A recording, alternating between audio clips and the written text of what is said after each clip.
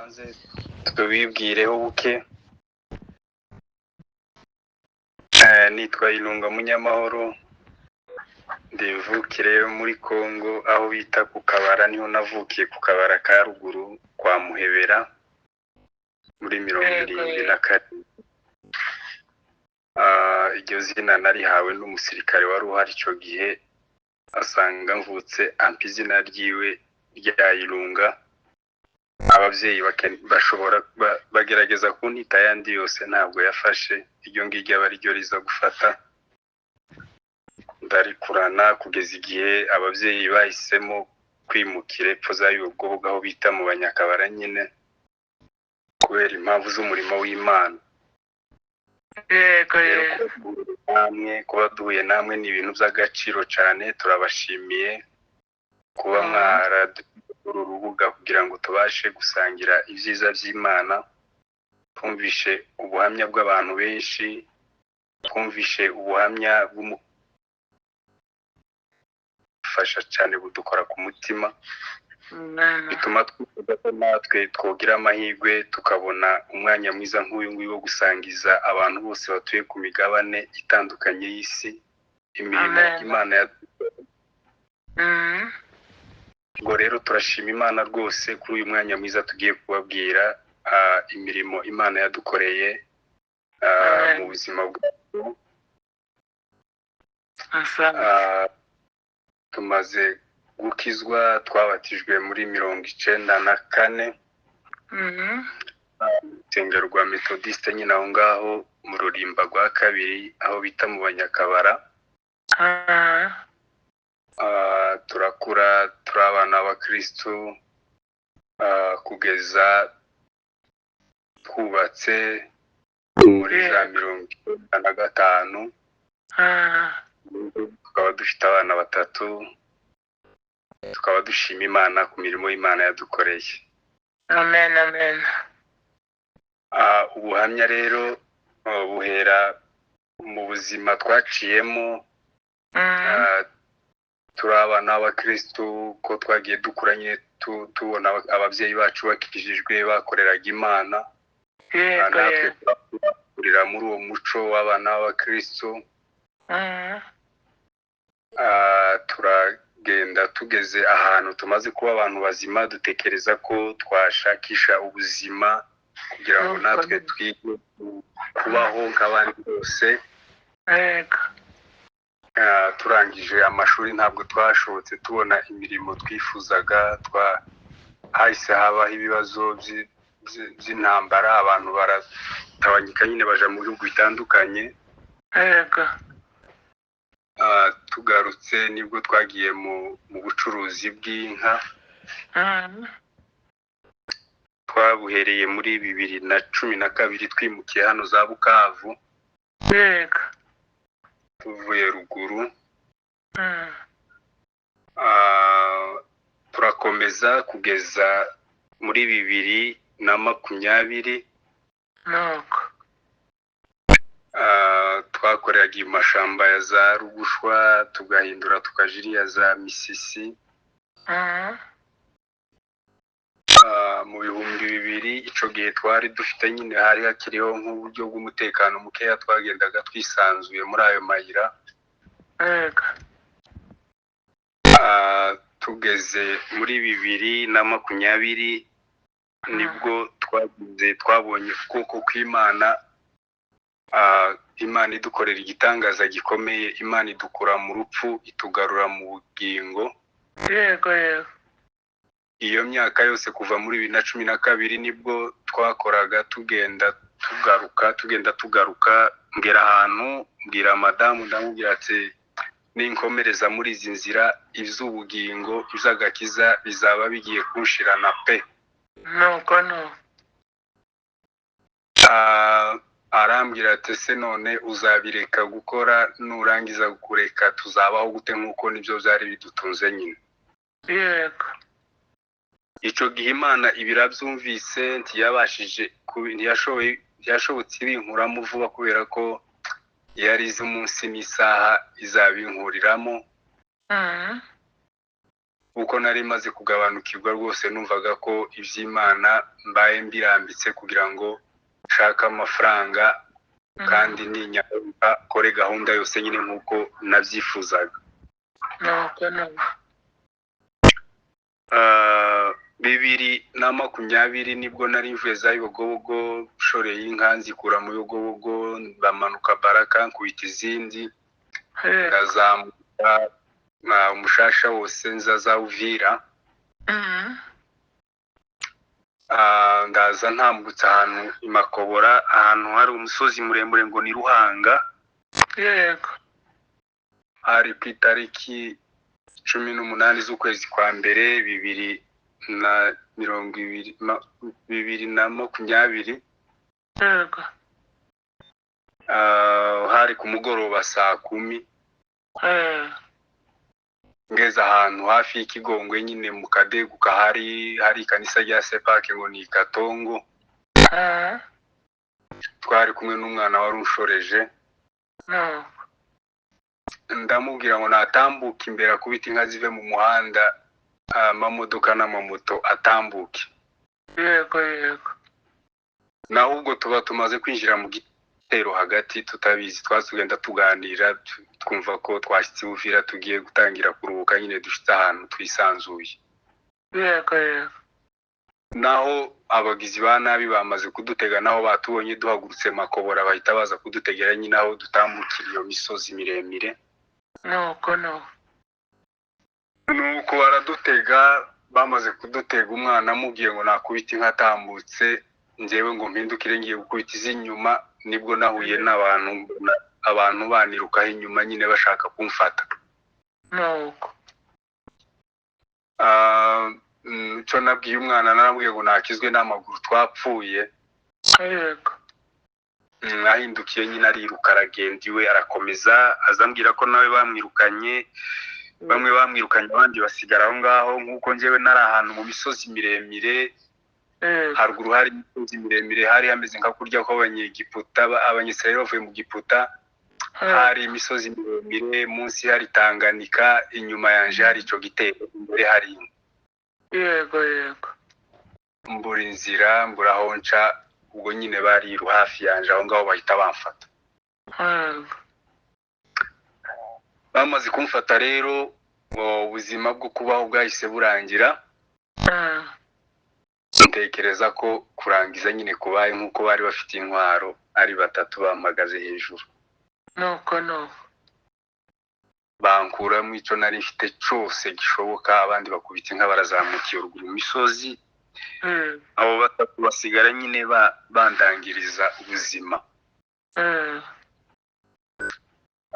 Imana ibibagiza intwaro bari bafite zari gushobora kunica vuba. Nuko bakoresha amabuye n'izindi ntwaro nyine zidashobora kunica vuba nk'izo bari bahagatiye ku migongo. Kweli. Bantera amabuye umubiri wose nk'uko nta mahuzo nari nambaye. Bantera amabuye umubiri wose ahantu ngira ngo habaho ku mubiri bahashikije ibuye. Mwana Yesu. Abarambwira ati uyu munsi turakwica mbahinka mbaha amafaranga mbaha icyo nari mfite. Barambwira ati turabitwara byose nawe tukwica. Nuko bararangiza gahunda basiga bantaye mu muhanda. Nuko bamaze kunta mu muhanda haza undi mugenzi wabo. Yari afite moto asanga aho naguye mpavirana amaraso umubiri wose. Arantora antereka kuri moto anshira arambira ati ngwino ngutware kugeze iyo abandi mugenzi wawe iyo yahungiye. Nuko ubwo sinari nizeye ko anjanye kunkiza nibwiraga ko nanone anshiriye bagenzi be kugira ngo baje kundangiriza ubuzima hari hasigaye. Nuko aranjyana nuko sinari ngifite icyizere n'ubundi naravuga ngo batinze iyo bagira vuba nyine kugira ngo bandangirize ubuzima nuko numvaga ko bari bunjyane mu ishamba. Abantu ntibakazabone n'umurambo niyo naguye ntibamenye n'amakuru. aranjyana ngeze imbere hajya mu Karango nyine mu muhana mu gasantere, sanga aho umwana ari antegereje, iwe yari ategereje ko abona umurambo, baza kumubwira ko aje gutora umurambo. Yego yego. Abona ndashitse naviriranye umubiri wose, arambwira ngo ntiyarazi ko kiriho. Ubwo baramfata banjyana i Buvira. Uwo mwana nabwiye mugenzi wanjye ngo nimba hari udufaranga asigaranye namwishure, aranga aravuga ngo iyo niyo sadaka nawe ampaye. Imana ishimwe. Umuntu ntazi umwe n'abo ngabo bangiriraga nabi, ariko aravuga ngo icyo nico amfashije. Imana ihimbazwe. Nuko umwana arantwara angeza i Buvira ahantu hari abavandimwe bagombaga kunitaho, bamfitiye impuhwe, banjana mu bitaro. Yego. Bageze mu bitaro ntibyashoboka, niho madamu yansanze. Nuko tubana nawe aho mu bitaro iminsi nkingahe, arambwira ati kasubiri Bukavu asanga abana, nanone nimba ari ugukira nzakira, kandi nimba ari ugupfa nanone abari Buvira bazaguma babikurikirana. Nuko ndashimira abanyabuvira, bwa mbere baranyitayeho cyane, banyereka abantu. Abanyabuvira benshi ntabwo mbazi, mugabo nahoraga mpaca ntambuka, ariko banyuma urukundo. Ndabasabira umugisha kandi Imana izabakomeze kwakira abantu bafite ibibazo habe n'ibyo ngibyo. Imana izi gushyira mu nzira ifite impamvu yayo bwite. Imana ibaho umugisha. Nuko ndavugwa i Buvira ntibyashoboka. Ndazamuka i Bukavu. Ngeze i Bukavu nahamaze nk'iminsi 3 turi kumwe n'umushumba, arimo kumbaza amakuru. Amanutse gato ku rusengero, nk'uko dutuye aho hafi y'urusengero. Numva ko nyine mu nda ibintu bihinduka. Bihindutse ndahamagara ati mumbwirire pastor aze dusezerane bwa nyuma. Yego yego. Araza arandengeza, baranikoreza, bangejeje mu bitaro muri Biofarme. Nibwo basanze ndimo kuvira mu nda. Nuko bankuramo, basanga ndimo kuvira mu nda, basanga nangiritse cyane. Abaganga baravuga ngo maze iminota myinshi, ngo reka bankorere operation, bankuremo urushingo rwari rwangiritse rwamenetse. Kweli. Bankorera operation barukuramo. Bamaze kurukuramo nyine, abantu muryango bumva n'inshuti n'abavandimwe bahani Bukavu nabo ndabashimira, bakoze ibishoboka byose kugira ngo barebe ko nogarurirwa kandi ubuzima. Imana ibaho umugisha. Banitaho cyane, ariko barazaga mu gitondo bakavuga ngo ntibuca gihari, bukira bakavuga ngo ntibwira akiriho. Yego. Ariko Imana igenda icisha muri ibyo bihe byose. Nagera ahantu nkavuga ngo hasi ndi buhave, nkabona ndahavuye. Nagera mu yindi ntambwe hasi nkihavuye, nkabona ndahavuye. Bihe birebire biremereye cyane. Kweli. Bankubaza kunkuramo urushingo rwamenetse. Buraca mu gitondo usanga ari uko byagenze. Pole sana. Nuko ndatura ntangira gukira, nibwo hahise haza ibihe bya corona. Abaganga nyine bampa amategeko yo kugenderaho, ariko abantu nyine bose bumvaga ko njyewe bitagikunze ari iminsi mikeya. Nuko bigeze ntangira gutekereza icyo Imana yabikoreye. Ndayibaza ati se Mana niki nzakora mu buzima bwanje, niki ushakaho kugira ngo nce muri bino bihe, ariko ubuzima bwanje bukomeze kubaho, kuko iyo nzira yaguyemo abantu benshi bagenzi bacu uko muza mujumva, ariko njyewe ndahakirira. Mbaza Imana ndayibwira ati mbwira icyo nzakora. Imana ihimbazwe. Bwana Yesu asifiwe. Haleluya. haleluya. haleluya. Nuko habaye ku itariki 14 z'ukwa kabiri kwa 2021 Yego. nibwo nakiriye message mu ijoro, mbona ijwi rimbwira ngo mu byakozwe n'intumwa igice cya mbere no ku murongo wa 8, Yego. avuga ngo icyakora muzahabwa imbaraga umwuka wera nabamanukira, muzaba abagabo bo kumpamya Nuko. wera i Yerusalemu, Yudaya ni Samariya no kugeza ku mpera y'isi. Imana ihimbazwe. Nashakaga mu ijambo ryo guhamya kuko numvaga ko nta kindi kintu nakora, Nuko. numvaga ko nubwira abantu imbaraga nabonanye Imana yankoreye uwo munsi. Sinarangirizwa ubuzima uwo munsi kugeza uyu munsi kugira ngo nanjye mbe nteranye namwe abakozi b'Imana ntazi nabunzi kugira ngo mbabwire imirimo y'Imana nk'umwana wanyu. Amen. Bagura namwe uyu munsi banone kugira ngo mbabwire imbaraga z'Imana. Amen. Ubu buhamya nabufashe ari ikiraro kiva mu mutima wanje kikinjira no mu mutima wawe. Imana ihimbazwe. Imana itondagiraho ikava mu mutima wanje ikinjira mu wawe kugira ngo nawe umutima wawe kugira ngo nawe dufatikanye guhimbaza Imana. Ndiyo. Aya masaha mpavuga gutyo ndizera neza yuko hari umuntu Imana yamaze kwinjira mu mutima wiwe, nawe yibutse iby'Imana yamukoreye kugira ngo undi munsi nawe azadusangize imirimo y'Imana yamukoreye ngiyi twari tuvuga muri aya masaha. Uko no kuri. Amen.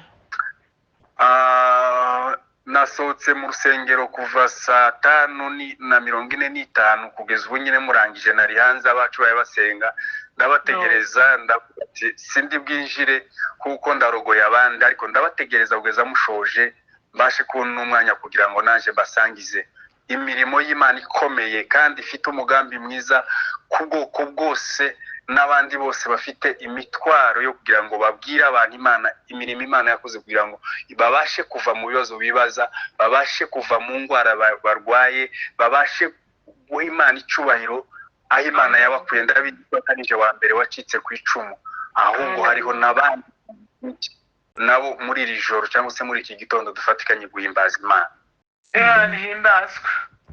Atukuzwe Mwenyezi Mungu. Imana ihimbazwe.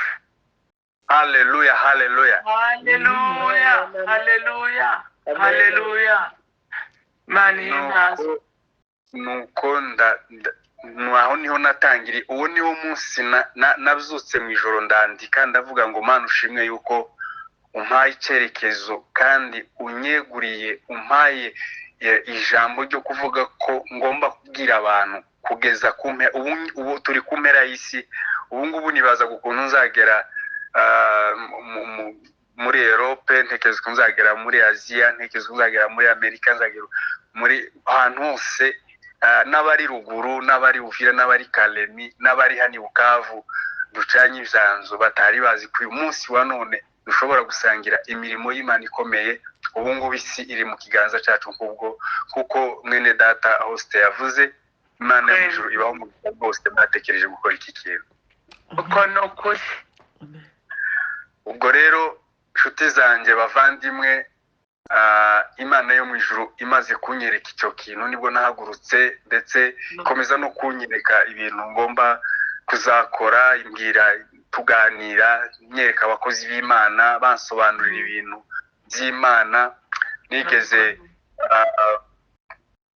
kubona umukozi w'Imana Apotre Gitwaza ambwira ngo buri gitondo ngo nza ntanga ituro gishimwe yuko kibaho. Amen. Bwana Yesu asifiwe. Haleluya. Uzatanga ituro, ndibaza ati si ryo turo buri gitondo uzantanga ituro gishimwe gute bizagenda? Amen. Duhuye ndabimubaza, ndamwandikira, twarahuye arambwira ngo nze kumwandikira kuri telefone, arabinsobanurira, arambwira ati ituro ni uguhora mpimbaza Imana buri gitondo, buri mugoroba, cyangwa se nabona ituro nabwo nkaritanga mbwira Imana ngo Mana warakoze kuko buzima bwanje bukiri ku isi aye nguhimbaza. Imana ihimba. Bwana Yesu asifiwe. Imana ihimbazwe. Ubwo bukeye nanone arasubira aragaruka arambwira ati nimba ituro ryo gushima ryarakunaniye ati reka nguhe basi nguheze imbuto uziribere nk'uruzitiro ube uruzitiro rw'imbuto ntizikononwe. Nuko nanone mbimubajije arambwira ati ni ijambo ry'Imana. Igihe cyose abakozi b'Imana bazahaguruka bahimbaza Imana bavuga ijambo ry'Imana uzubasengera abaye babwirwa ijambo ry'Imana ubasengere kugira ngo babashe kumva ijambo ry'Imana n'abarivuga babashe kwambara imbaraga zishobora gukiza abantu barumva ijambo ry'Imana. Ati iryo ni ryo turo wumva ko izi mbuto wazirinda ukazibera nk'uruzitiro wakomeza kurinda ijambo ry'Imana kugira ngo ababwiriza n'ababwirizwa babashe kumva icyo Imana yagambiriye ku bugingo bwabo. Imana iguha umugisha. Nafashe umugambi rero wo kuba umukozi w'Imana mu mutima, gutekereza umurimo w'Imana, gutekereza ku itorero, gutekereza icyo nakora icyo cyaba ari cyo uko cyaba kimeze kose uko cyangana kose, ariko nkumva yuko nanje ngomba kugira ikintu nakora kubw'umurimo w'Imana. Yego. Nibwo natekereje kuba hafi, nibwo natekereje gusura itorero, nibwo natekereje gusura abantu, nibwo natekereje kumva agaciro k'abantu, namenya agaciro k'abantu muri ivyo bihe byose kuva mu 2020 kugeza uyu munsi wa none. Namenya agaciro k'abantu, abantu abari bo, icyo Imana yaremeye abantu, imbaraga z'abantu, imbaraga abantu bagira ku bandi, imbaraga abantu bakoresha kugira ngo abandi bantu babashe gutekereza kuba kuremera abantu icyizere gushasha, kugarurira abantu ubuzima. Namenye ko ari abantu bazabikora Imana ibakoresheje. Imana ihimbazwe.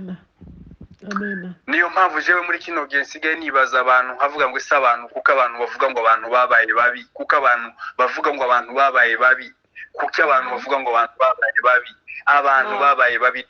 Nyuma yo kuremwa Imana irema umuntu mu shusho yayo, nta wundi muntu uraza ngo areme abandi bantu bashasha. Kweli. Rwose ntabwo abantu babaye babi bose, ntabwo abantu babaye babi, ahubwo iyo abantu babaye babi haba hariho n'abandi bantu beza bo kukugirira neza. Muri abo bose bangiriye nabi, ariko harimo bamwe bangiriye neza nyuma y'ivyo. Nuko naje guhabwa ijambo ryo gukunda abantu no kumenya agaciro k'abantu. Naje gukunda abantu cyane, namenya abantu namenye ko abantu bafite agaciro gakomeye. Haleluya. Nasenze Imana afite ikibazo, ndayibwira nkeneye gukemura ikibazo. Imana nguje kumbwira ngo nkweguriye abantu. Amen. Kweguriye abantu, uruwa abantu n'abantu n'abawe. Nuko ubu ni ukuvuga ngo murabanje nanjye nduwanyu. Bwana Yesu asifiwe. Amen. Abantu Imana ikweguriye abantu, ibiguha ikintu gikomeye cyane. Nuko ubu Imana irabanije kugira ngo dusangire imirimo yayo muri aya masaha, dusangire ibi byiza Imana nuko yabampaye, kandi namwe Imana irabampa kugira ngo dufatikanye muri uyu mwanya w'aya masaha, dufatikanye guheza Imana icyubahiro. Haleluya. Nibwo nahise mfata umugambi rero wo guhaguruka kugira ngo ntangire mpamye nahereye aho ngaho, dufatikanya n'umudamu n'abana kugira ngo duhamye. Mu matorero ya hano amwe namwe nagiye mu Rwanda, nagiye mu Bugande, mugabo ntabwo ndaje kure cyane, ariko aho maze kugera ndashima Imana yuko Imana yabashe kudukoresha. Imana ihimbazwe. Kuba uyu munsi wa none rero ndi hano naho ndi umuntu uhagaze kuri some y'isi, aho abantu bategera bari ku rubuga bose, aho bari ku migabane y'isi barimo gutegera Imana.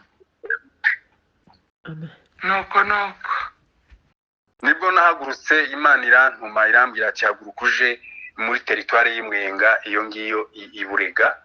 Yego. Ubwo nibwo natekereje n'abana n'umudamu, barambwira ati uragiye noneho ugiye gupfa, ntabwo uzagaruka. Nuko kibitegura nahise ngira intambara zikomeye cyane, narwaye umutwe urameneka usadukamo ibice bisate bibiri. ndiyo Abantu barambwira ati ntidushobora kukwemerera n'ubuzima bwawe, ihari ufite ubuzima ntabwo ishobora kukwemerera kuja mu mashamba, usibye n'umutekano resistance n'uburyo bwo kubaho umubiri wawe ntabwo bikicemeye ko waba mu buzima bugoye bwo kuja muri ariya mashamba. kweli Senga Imana ndayibwira ati Mana ndasaba ko ubana nanje kugira ngo mbashe kubona ico nzabwira abanyamahanga bariya twita abanyamahanga bariya batarakizwa bariya tudahuje amoko, kugira ngo babashe kumenya ko hari ico dushobora kubafasha. nuko Mbonye umwanya narahagurutse ndagenda, mashije kugenda, umutwe nahagurukiye muri essence ndenziyo mu marango, numva ko umutwe ushira urakira witukira. Imana ihimbazwe. Natangiye kubwiriza umwe mu modoka, nasaze shoferi, nambwiye ati shoferi bashobora kunyemerera n'abakiriya twari kumwe yuko twagira ico tuganira. Yego turaganira. Umudokiteri wari urimo ugiye kuvura za Kamituga aranezerwa cyane, arambwira ngo yumvishe ikintu gishasha atarazi ko dushobora kubabwiriza abanyakamituga cyangwa se abariga, ngo bari batuzi bizindi shusho nyine zitari nziza, atari ko batangajwe no kumva ko ari cyo kimpagurukije nja iburega kubwiriza. Imana ihimbazwe. Ubwo narahagurutse naragiye, ubushobozi nari mfite ntabwo bwanyemereraga kugenda ngo ngere kure cyane. Shoferi arambwira ngo amafaranga ari burangirire niho ndi buvire mu modoka. Ndagenda, navuye hano ngenda muri 80 km, niba amafaranga yarangiriye kuri 80 km, ntangira kugenda n'ibirenge. Nuko ndabwiriza porte à porte, umuryango ku muryango, aho banyakiriye ku rusengero nkabwiriza, aho ndaye bwacyo mu gitondo. Bo ntabwo bakunze guterana mu majoro, baterana mu gitondo bukeye muri burakeye. Ndabwiriza amatorero atari make yabashe kunyakira, nkuko n'ubundi ntabwo bumvaga ko nobabwiriza, bumvaga ko nyine koza gukora izindi gahunda atari zo kubabwiriza. nuko Ariko baje kuvyemera, ababashe kuvyemera barihana. Ndibuka wihanye yihana uburozi. Imana ihimbazwe. Arambwira ati mubabarire rwose musengere, yikwise imbere yanje, asabye imbabazi. Pepo ya uchawi na ulozi ya kulala na kula nyama za watu usiku na mchana, mbe na iponye. Amen. Ndashima Imana yuko mugihe nabiteguraga ndimo kubisengera, nabwiye Imana ati Giswahili nzi n'icyo gucuruza no kuganira hano hanze n'abaturanyi, ariko se nzabwiriza iki Giswahili cya Bibiliya. Gusa ndashima Imana ko twize Sunday school mu Giswahili, kubera ko twari tuvanze n'abacu nyine bariya twari turanyiriya, twahoraga twiga Sunday school mu Giswahili. nuko ngiye guhaguruka mbwira Imana ati ndashaka ko kigaruka rero kijya banigishaga kugira ngo mbashe kuzakibwirizamo abandi. Amen. Ngo nje guhaguruka numva ko ijwi rimbwira ngo nkwemereye Igiswahili. Haleluya. Amen. Navuga ngo iyo mvuga ngo ndaja mu Bushinwa nkayisaba Igishinwa iba yarakimpaye. Kweli. Bwana Yesu asifiwe. Amen. Imana ihimbazwe. Ubwo rero icyo tuzasaba Imana cyose saba Imana cyose mu bushake bw'Imana, Imana izakidukorera. Ndiyo. Haleluya. Amen. Ubwo rero naragiye bingoye, ndagenda, ariko nyine mbona imbaraga z'Imana, Imana iradukoresha kandi Imana ishimwe. Imana ihimbazwe. Nageze ahantu ubwo navuye aho ngaho nyine uwo muntu amaze kwihana. Ndatekereza ngo reka ndebe imyenda nje kuruzi, nje gufura kugira ngo nkomeze urugenzi. Kweli. Nibwo nirebye mu myenda nari nambaye iri ku mubiri, ngo nirebe nsanga imwe ntayo nkigira ku mubiri, yaragiye ntazi igihe yavuyeho. Ndiyo. n'ahantu nyine haba hasabye imbaraga. Icante y'ubwo nuko nagenze nje nyine, kandi abagenzi banje nabo batinye kujayo. Ndavuga ati njewe sinshobora gutinya, ibyo ari byose ndagenda nimba ari ugupfa. Nanone nigeze gupfa, Imana impagararaho. kweli. Ndagenda ngeze ahandi hantu, numva umutwe ngwari sereri. Umunyirinzu narari yahaye andeba, nikubita hasi ahaye andeba, ntiyaza kumbyutsa. Ndahaguruka nikwega kukibamba kugeza ngeze mu nzu indani, senga Imana, ndisengera Imana yo mu ijuru asubiranaho irahamzutsa. Imana ihimbazwe. Kuva ico gihe muri 2021 kugeza uyu munsi wa none 2024, tuja gushikira na gatanu. Yego. Ibitekerezo byanje n'ubwenge bwanje n'imbaraga sigaranye zanje zo kubaho, n'ibye nsigaranye zo kubaho. Gusa ndizera Imana yuko Imana yambwiye ko nishobora kwikorera mu gihe gikwiriye, nuko yantegetse kwikorera mu bushake bwayo. Izampa igihe gihagije cyo nyine zayigira ngo Mana nuko ndashaje, kura muri iyi si mujane mu bwami. Imana ishimwe. Iryo sezerano hari abakozi b'Imana barimbiye barambwira ati rwose uko Imana yakubwiye nuramuka ubikoze izaguha imyaka ihagije yo kuyikorera kugeza yonyine ibonye ko ari ngombwa. Nuko Ndashima Imana, abakozi b'Imana duteranye muri iki gitondo cy'umunsi wa none. Yego. Uyu ni umurimo Imana yasize, Yesu Kristo yasize atubwiye ngo nitugende. Ubu twagiye tugeze iwanyu mu masalo aho mwicaye, tugeze iwanyu mu mashambura aho mwicaye, tugeze iwanyu mu bihugu murimo, tugeze iwanyu mu matorero yanyu, tugeze iwanyu mu mitima yanyu, tutashi iwanyu mu ngo zanyu, kugira ngo mubashe gutahura imbaraga z'Imana. Kweli. Muri ibyo bihe byose rero natahuyemo ibintu bitatu. Namaze kubabwiramo kimwe, nakunze abantu. Yego. Imana yanigishije gukunda.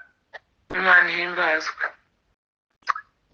Mu gihe cyose iyo Imana ishaka kwigisha gukunda, izi guheza umuntu udakunditse iruhande rwawe, nuko kugira ngo umukunde. Yego. Rero igihe udafite urukundo ntuzaturana n'abantu bakunditse. Izaguha abadakunditse kugira ngo ikwigishe gukunda. Uko nukuri.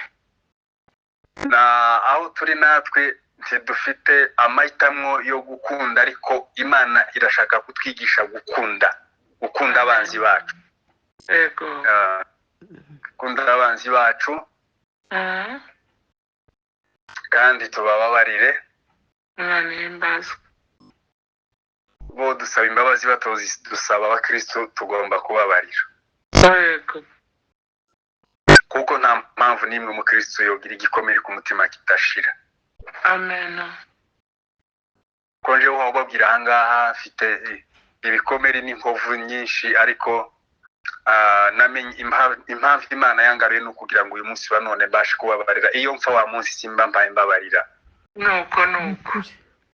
Nundi nawe rero umeze nkanje, nundi nawe ufite ibindi bikomere, impamvu ariho atapfuye wa munsi no kugira ngo uyu munsi abashe kubabarira. Yego. Icyo ni kimwe Imana yanigishije. Nuko. Ikindi ndashima Imana ko yanigishije kuyikorera. Yampitishijemo umurimo mwiza wo kuyikorera uko nshoboye kose. Numva ko nofatikanya n'abakozi b'Imana kugira ngo mbashe kuyikorera. Imana ihimbazwe. Imana ishimwe. Imana ihimbazwe. Ikindi cya gatatu ni ugusabana. Yego. Gusabana n'abantu abari bo bose. Yego. Imfubyi n'abapfakazi, amoko yose. Nuko. Harimo n'abazungu n'abirabura amoko yose ku isi. Nuko. Tukarenga imipaka yo gusabana. icyo gihe rero niryo somo ndimo kwiga irindi somo rya kabiri ry'ubuzima mpa intaraversamo kuva muri icyo gihe kugeza nyine hari irindi somo Imana yancishamo nabwo igihe kazabona umwanya nzabubagezaho. nuko ariko muri iki gitondo ndabifuriza ko dufatikanya guhimbaza Imana yadukuye mu rupfu ikoresheje abagizi ba nabi, kuko nifuzaga ko ibyo bintu ari kuvuga ngo ntakaze ubugingo, numvaga ko nova muri ibyo bintu muri ako kazi nakoraga kugira ngo mbarurirwa ubuzima. Imana ntiyatekereje kubinkuramo mu mahoro ngo ibone ko ariyo nzira nziza yo binkurishamo. Imana ishyira bariya bantu bariya mu nzira kugira ngo ibanze icisha ahantu ushobora gutekereza ko ubuzima burangiye, kugira ngo ngaruke ntangire kuyikorera ntagifite ibinyita bimwe mu mubiri. Ariko uyu munsi akaba ari wo munsi ifite imbaraga, akaba ari wo munsi ifite ibyishimo, akaba ari wo munsi ifite amasezerano, akaba ari wo munsi payivugana n'isi yose ndazi. Imana ishimwe rwose. Haleluya. Haleluya. Haleluya. Haleluya. Haleluya. Amen. Amen. Bene data, ndabahamagarira gufatikanya twese, gufatana mu mugongo kugira ngo tugeze ubutumwa ku batabuzi, tugeze ubutumwa ku banzi bacu, tugeze ubutumwa ku matorero agira ibibazo nk'uko mwabwiye mubivuga. Birababaje uyu munsi wa none kubona amatorero akomeje kugira ibibazo, abantu b'Imana bahari, abantu b'Imana abantu b'Imana bafite amasezerano y'itorero, ariko amatorero akaba akomeje kugira ibibazo. Yego. Turenga imipaka, tumenye icyo Imana yaduhamagariye. Imana ihimbazwe. Dufite akazi kenshi karuta uko tubibona. Aya maso y'umubiri azatuma turangiza mu maso aduheshe kurangirisha amaso y'umwuka, tubashe gukorera Imana mu mbaraga zacu zose dufite kugira ngo tugeze ubutumwa aho butaragera. Imana ishimwe. Ndabashimiye rero bakozi b'Imana,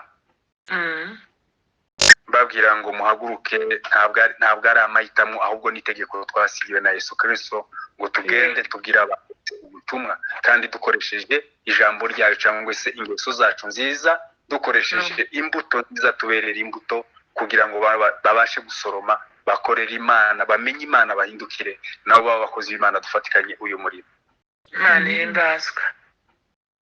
Ijambo ry'Imana ridufashe kandi ubuhamya bubagirira akamaro mwebwe mwese, abari hafi n'abari kure, kugira ngo namwe mubashe gufatikanya natwe guhimbaza Imana. Imana ishimwe kuri ibyo zose yakoze. Imana ishimwe ku bantu bose twafatikanyije muri icyo gihe, kuva icyo gihe kugeza uyu munsi wa none. Imana iha umugisha abatekereje gukora runo rubuga. Imana iha umugisha abakozi b'Imana tumaze kumva ubuhamya bwabo bose. Imana yo mu ijuru ibagirire neza. Amen. Yes. Imana tubahimbaje muri iki gitondo.